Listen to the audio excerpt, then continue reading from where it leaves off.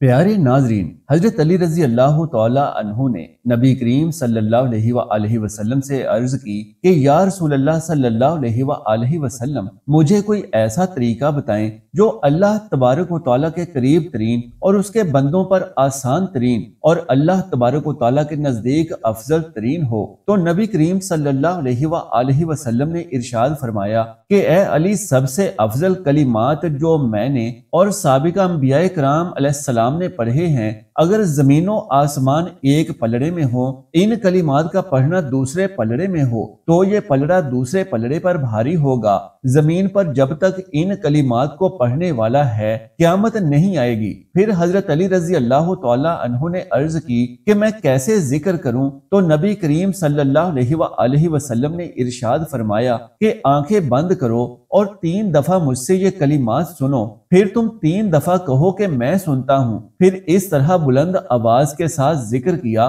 तो हजरत अली रजी अल्लाह तआला अन्हु ने अर्ज किया कि ए अल्लाह के प्यारे नबी सल्लल्लाहु अलैहि वसल्लम, मेरा दिल चाहता है कि जिंदगी भर आंखें ना खोलूं और यही कलिमात पढ़ता रहूं। वो कलिमात ये हैं, बिस्मिल्लाहिर्रहमानिर्रहीम। हजरत महमूद बिन लुबैद रजी अल्लाह तआला अन्हु से मरवी है कि रसूल अल्लाह सल्लल्लाहु अलैहि वसल्लम ने इरशाद फरमाया कि तुम्हारे मुतालिक जिस चीज का मुझे सबसे ज्यादा खौफ है वो शिरके असगर है। सहाबा इकराम रिजवानुल्लाहि तआला अन्हुम ने अर्ज किया कि या रसूल अल्लाह सल्लल्लाहु अलैहि वसल्लम, ये शिरके असगर क्या है? आप सल्लल्लाहु अलैहि वसल्लम ने इरशाद फरमाया कि इससे मुराद रियाकारी है और क़यामत के दिन जब अल्लाह तबारक व तआला लोगों को उनके अमाल की सजा देगा तो रियाकारों को हुक्म देगा कि उन लोगों की तरफ जाओ जिनके लिए तुम दुनिया में रियाकारी करते थे और देखो क्या तुम्हें उनके पास से जज़ा मिलती है। बारिवायत मुस्नद इमाम अहमद।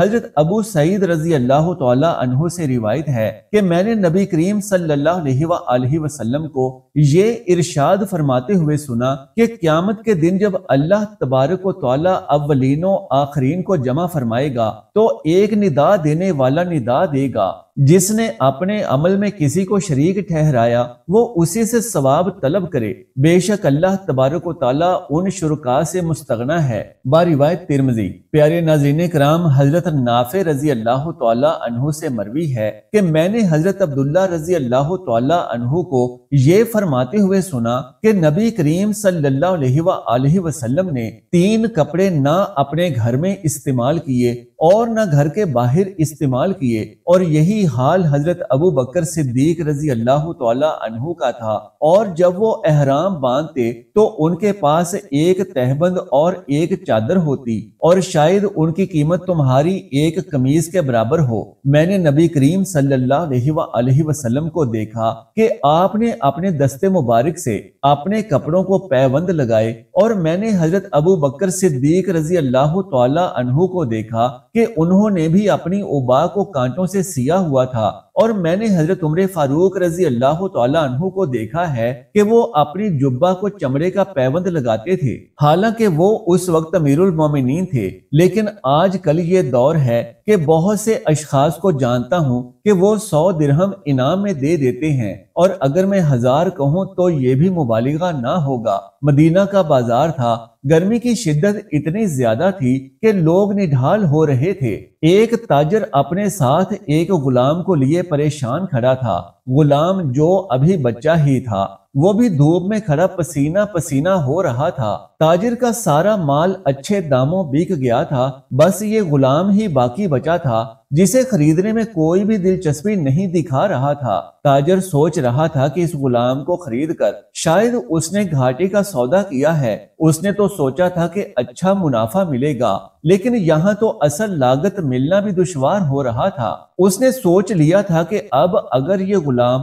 पूरी कीमत पर भी बिका तो वो उसे फौरन बेच देगा। मदीना की एक लड़की की उस गुलाम पर नजर पड़ी तो उसने ताजर से पूछा कि ये गुलाम कितने का बेचोगे? ताजर ने कहा कि मैंने इतने में लिया है और इतने का ही दे दूंगा। उस लड़की ने बच्चे पर तरस खाते हुए उसे खरीद लिया। ताजर ने भी खुदा का शुक्र अदा किया اور واپسی کی راہ لی۔ مکہ سے ابو حذیفہ مدینہ آئے تو انہیں بھی اس لڑکی کا قصہ معلوم ہوا۔ لڑکی کی رحم دلی سے متاثر ہو کر انہوں نے اس کے لیے نکاح کا پیغام بھیجا جو قبول کر لیا گیا۔ یوں واپسی پر وہ لڑکی جس کا نام سبیتا بنت یعار تھا ان کی بیوی بن کر ان کے ہمراہ تھی، اور وہ غلام بھی مالکن کے ساتھ مکہ پہنچ گیا۔ ابو حذیفہ مکہ آ کر اپنے پرانے دوست عثمان ابن عفان سے ملے تو انہیں کچھ بدلہ ہوا پایا اور ان کے رویے میں سرد مہری محسوس کی۔ انہوں نے اپنے دوست سے استفسار کیا کہ عثمان یہ سرد مہری کیوں؟ تو عثمان بن عفان نے جواب دیا کہ میں نے اسلام قبول کر لیا ہے اور تم ابھی تک مسلمان نہیں ہوئے، تو اب ہماری دوستی کیسے چل سکتی ہے؟ ابو حذیفہ نے کہا تو پھر مجھے بھی محمد صلی اللہ علیہ وآلہ وسلم کے پاس لے چلو اور اس اسلام میں داخل کر دو جسے تم قبول کر چکے ہو۔ چنانچہ حضرت عثمان رضی اللہ تعالی عنہ نے انہیں نبی کریم صلی اللہ علیہ وآلہ وسلم کی خدمت میں پیش کیا اور وہ کلمہ پڑھ کر دائرہ اسلام میں داخل ہو گئے۔ گھر آ کر انہوں نے اپنی بیوی اور غلام کو اپنے مسلمان ہونے کا بتایا تو ان دونوں نے بھی کلمہ پڑھ لیا۔ حضرت ابو حذیفہ رضی اللہ تعالی عنہ نے اس غلام سے کہا کہ چونکہ تم بھی مسلمان ہو گئے ہو اس لیے میں اب تمہیں غلام نہیں رکھ سکتا، لہٰذا میری طرف سے اب تم آزاد ہو۔ غلام نے کہا میرے آقا، میرا اب اس دنیا میں آپ دونوں کے سوا کوئی نہیں ہے، آپ نے مجھے آزاد کر دیا تو میں کہاں جاؤں گا؟ حضرت ابو حذیفہ رضی اللہ تعالی عنہ نے اس غلام کو اپنا بیٹا بنا لیا اور اپنے پاس ہی رکھ لیا۔ غلام نے قرآن پاک سیکھنا شروع کر دیا اور کچھ ہی دنوں میں بہت سا قرآن پاک یاد کر لیا، اور وہ جب قرآن پڑھتے تو نہایت ہی خوبصورت لہجے میں پڑھتے۔ ہجرت کے وقت نبی کریم صلی اللہ علیہ وآلہ وسلم سے پہلے جن صحابہ نے مدینہ کی طرف ہجرت کی ان میں حضرت عمر رضی اللہ تعالی عنہ کے ساتھ حضرت ابو حذیفہ رضی اللہ تعالی عنہ اور ان کا یہ لے پالک بیٹا بھی تھا۔ مدینہ پہنچ کر جب نماز کے لیے امام مقرر کرنے کا وقت آیا تو اس غلام کی خوبصورت تلاوت اور سب سے زیادہ قرآن حفظ ہونے کی وجہ سے انہیں امام چن لیا گیا، اور ان کی امامت میں حضرت عمر رضی اللہ تعالی عنہ جیسے جلیل القدر صحابی بھی نماز ادا کرتے تھے۔ مدینہ کے یہودیوں نے جب انہیں امامت کرواتے دیکھا تو حیران ہو گئے کہ یہ وہی غلام ہے جسے کوئی خریدنے کے لیے تیار نہ تھا۔ آج دیکھو کتنی عزت ملی کہ مسلمانوں کا امام بنا ہوا ہے۔ اللہ پاک نے انہیں خوش گلو اس قدر بنایا تھا کہ جب آیات قرآنی تلاوت فرماتے تو لوگوں پر ایک محویت طاری ہو جاتی اور راہ گیر ٹھٹک کر سننے لگتے۔ ایک دفعہ ام المومنین حضرت عائشہ رضی اللہ تعالی عنہا کو رسول اللہ صلی اللہ علیہ وآلہ وسلم کے پاس حاضر ہونے میں دیر ہوئی۔ آپ صلی اللہ علیہ وآلہ وسلم نے توقف کی وجہ پوچھی تو بولی کہ ایک قاری تلاوت کر رہا تھا، اس کے سننے میں دیر ہو گئی، اور خوش الہانی کی اس قدر تعریف کی کہ آن حضرت صلی اللہ علیہ وآلہ وسلم خود چادر سنبھالے ہوئے باہر تشریف لے آئے۔ دیکھا تو وہ بیٹھے تلاوت کر رہے ہیں۔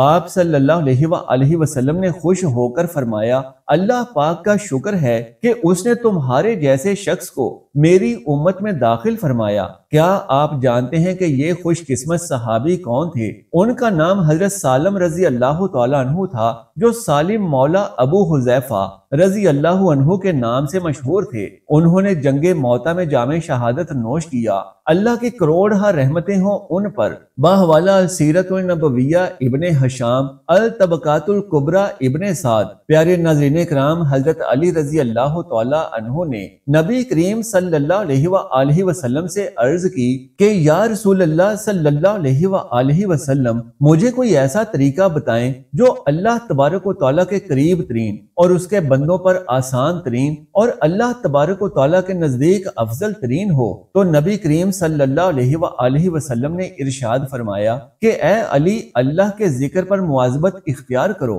حضرت علی رضی اللہ تعالی عنہ نے عرض کی کہ تمام لوگ ذکر کرتے ہیں، مجھے کوئی خاص ذکر بتائیں۔ رسول اکرم صلی اللہ علیہ وآلہ وسلم نے ارشاد فرمایا کہ سب سے افضل کلمہ جو میں نے اور سابقہ انبیاء کرام علیہ السلام نے کہا وہ لا الہ الا اللہ ہے۔ اگر زمین و آسمان ایک پلڑے میں ہو اور لا الہ الا اللہ ایک پلڑے میں ہو تو یہ پلڑا دوسرے پر بھاری ہوگا۔ زمین پر جب تک لا الہ الا اللہ پڑھنے والا ہے قیامت نہیں آئے گی۔ پھر حضرت علی رضی اللہ تعالیٰ عنہ نے عرض کی کہ میں کیسے یہ ذکر کروں؟ تو نبی کریم صلی اللہ علیہ وآلہ وسلم نے ارشاد فرمایا کہ آنکھیں بند کرو اور 3 دفعہ مجھ سے لا الہ الا اللہ سنو، پھر تم 3 دفعہ کہو میں سنتا ہوں۔ پھر اس طرح بلند آواز کے ساتھ ذکر کیا تو حضرت علی رضی اللہ تعالیٰ عنہ نے عرض کیا کہ اللہ کے پیارے نبی صلی اللہ علیہ وآلہ وسلم، میرا دل چاہتا ہے کہ زندگی تک آنکھیں نہ کھولوں اور یہی کلمہ پڑھتا رہوں۔ بہوالا حدیث بخاری۔ پیارے ناظرین کرام، یہ کلمہ لا الہ الا اللہ بہت ہی بابرکت اور فضیلت والا ہے۔ ناظرین کرام، قرآن پاک کی ایک ایسی سورہ مبارکہ بھی ہے جو موت کے وقت نزع کی سختی کو دور کر دیتی ہے۔ خود رسول اللہ صلی اللہ علیہ وآلہ وسلم نے اس سورہ مبارکہ کی شان میں بیان فرمایا تھا کہ اسے اپنے مردوں پر پڑھا کرو۔ تفسیر سالبی میں یہ روایت سند کے ساتھ منقول ہے کہ جو شخص اللہ کی رضا کے لیے سورہ یاسین پڑھے گا اس کے سارے گناہ معاف ہوں گے اور اس کو 12 قرآن پڑھنے کا اجر ملے گا۔ جس مریض کے پاس سورہ یاسین پڑھا جائے گا ہر حرف کے بدلے 10 فرشتے اتریں گے جو اس کے سامنے صف کی شکل میں کھڑے ہوں گے، اس کے لیے استغفار اور رحمت کی دعا کریں گے اور اس کی روح کے قبض کرنے کے وقت اور غسل کے وقت موجود رہتے ہیں اور اس کے جنازے کے پیچھے چلتے ہیں، اس کی نماز جنازہ پڑھتے ہیں اور اس کے دفن میں شریک ہوتے ہیں۔ اور جو مریض خود سورہ یاسین پڑھتا ہے تو ملک الموت اس کی روح قبض نہیں کرتا یہاں تک کہ رضوان یعنی جنت کا خازن جنت سے جنتی شراب لاتا ہے اور یہ مرنے والا اس کو اپنے بستر پر پیتا ہے اور پھر سیرابی کی حالت میں اس کی موت آتی ہے اور اس کو پھر کسی اور پانی کی ضرورت نہیں ہوتی۔ رواہ سالبی۔ دیلمی کے حوالے سے 2 روایات اس مضمون سے متعلق منقول ہیں۔ پہلی یہ کہ جب کسی میت کے پاس سورہ یاسین پڑھی جائے گی تو وہ سیراب ہو کر مرے گا، قبر میں بھی سیراب ہوگا اور حشر کے دن بھی سیراب اٹھایا جائے گا۔ دوسری یہ کہ جب کسی میت پر یاسین پڑھی جائے گی تو اس پر موت کے حالات آسان کیے جائیں گے۔ سورہ یاسین جسے قرآن مجید کا دل کہا جاتا ہے اپنے اندر بے شمار فضائل و برکات، فائد و ثمرات اور بے پناہ منافع اور حکمتیں سموئے ہوئے ہے۔ چنانچہ حضرت عطا بن ابی رباح رحمت اللہ علیہ کہتے ہیں کہ مجھے حضور اکرم صلی اللہ علیہ وآلہ وسلم کا یہ ارشاد پہنچا کہ جو شخص سورہ یاسین کو شروع دن میں پڑھے اس کی تمام دن کی ساری حاجتیں پوری ہو جاتی ہیں۔ باروایت مسند دارمی۔ ایک روایت میں آتا ہے کہ ہر چیز کے لیے ایک دل ہوا کرتا ہے اور قرآن مجید کا دل سورہ یاسین ہے۔ جو شخص سورہ یاسین پڑھتا ہے حق تعالیٰ اس کے لیے 10 قرآن مجید کا ثواب لکھ دیتے ہیں۔ ایک اور روایت میں آتا ہے کہ حق تعالیٰ نے سورہ طٰہٰ اور سورہ یاسین کو آسمان و زمین کے پیدا کرنے سے 1000 سال قبل پڑھا۔ جب فرشتوں نے سنا تو کہنے لگے کہ خوشحالی ہے اس امت کے لیے جن پر یہ قرآن اتارا جائے گا اور خوشحالی ہے ان دلوں کے لیے جو اس کو اٹھائیں گے یعنی یاد کریں گے، اور خوشحالی ہے ان زبانوں کے لیے جو اس کو تلاوت کریں گی۔ ایک حدیث میں ہے کہ جو شخص سورہ یاسین کو صرف اللہ کی رضا کے واسطے پڑھے اس کے پچھلے سب گناہ معاف ہو جاتے ہیں، پس اس سورت کو اپنے مردوں پر پڑھا کرو۔ ایک روایت میں آیا ہے کہ سورہ یاسین کا نام تورات میں منعمہ ہے اور اپنے پڑھنے والے کے لیے دنیا و آخرت کی تمام بھلائیوں پر مشتمل ہے۔ دنیا و آخرت کی مصیبت دور کرتی ہے، آخرت کی ہول کو دور کرتی ہے۔ اس سورت کا نام رافعہ خافضہ بھی ہے،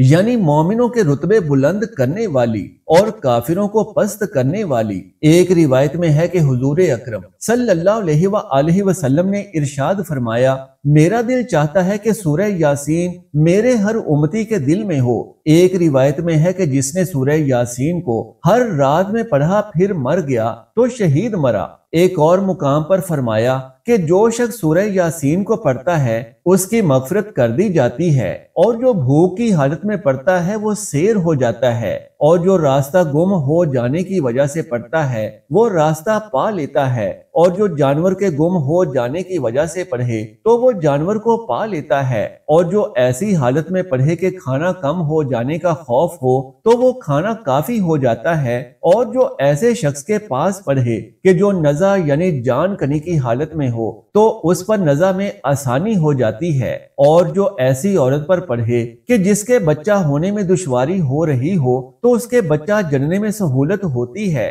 حضرت مکری رحمت اللہ علیہ فرماتے ہیں کہ جب بادشاہ یا دشمن کا خوف ہو اور اس کے لیے سورہ یاسین پڑھے تو وہ خوف جاتا رہتا ہے۔ ایک روایت میں آتا ہے کہ جس نے سورہ یاسین اور سورہ صافات جمعہ کے دن پڑھی اور پھر اللہ سے دعا مانگی تو اس کی دعا پوری ہوتی ہے۔ بہوالا فضائل قرآن فرمایا گیا ہے کہ جو شخص صبح کو سورہ یاسین پڑھ لے اس کو شام تک کوئی پریشانی لاحق نہیں ہوگی، اور جو شام کو پڑھ لے تو اس کو صبح تک کوئی پریشانی لاحق نہیں ہوگی۔ بہوالا اعمال قرآنی۔ ناظرین محترم، اسلام کی شاندار لہلہاتی تاریخ میں سورہ یاسین کے خواص و برکات سے متعلق بے شمار ازمودہ اور مجرب واقعات ملتے ہیں، اور ان میں سے صرف ایک انتہائی عجیب و منفرد واقعہ یہاں نقل کیا جاتا ہے کہ صاحب فائد الفوائد فرماتے ہیں کہ ایک مرتبہ مشہور بزرگ عالم امام ناصر الدین بستی رحمت اللہ علیہ